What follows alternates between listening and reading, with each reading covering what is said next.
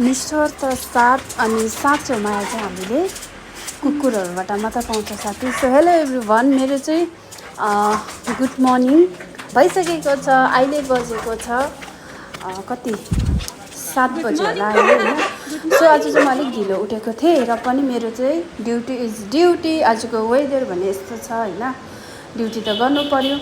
So मेरो चाहिँ duty चाहिँ मेरो बडीसँग हुन्छ। फर्स्ट सुरुवात चाहिँ मेरो डगीसँग हुन्छ।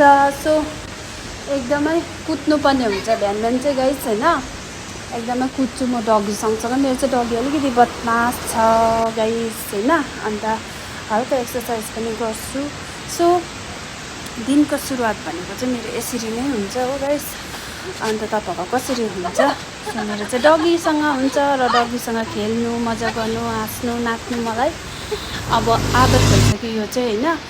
सो म चाहिँ जहिले पनि सोचिरहेको हुन्छु कि अब डगी मेरो बडी चाहिँ मऱ्यो भने म कसरी लाइक त्यो गर्नु होला, त्यो सिचुएसनमा चाहिँ म कसरी ह्यान्डल गर्नु होला भनेर चाहिँ म सोचिरहेको हुन्छु जहिले पनि कि अब मर्नु त मर्छ एक न एक दिन है। सो एकदमै डगीहरू पालेपछि नि गाइस एकदमै माया हुँदो रहेछ होइन। मलाई मात्र होइन, पाल्ने जति सबैलाई थाहा हुन्छ यो कुरो चाहिँ कतिको माया हुन्छ भनेर। र उनीहरूले चाहिँ हामीलाई त्योभन्दा बढ्ता माया गरिरहेको हुन्छ। कुकुरले चाहिँ नि कहिले पनि मालिकको चाहिँ के हो उयो चाहिँ ऋण चाहिँ नतिरी जाँदैन अरे कि साँच्ची हो जस्तो लाग्छ गाइस यो चाहिँ होइन। सो मैले पोस्टहरू मेरो फोटोहरू पनि गरेको छु मेरो बर्थडेसँग, हेरेर माया दिनुहोस् होला। By by.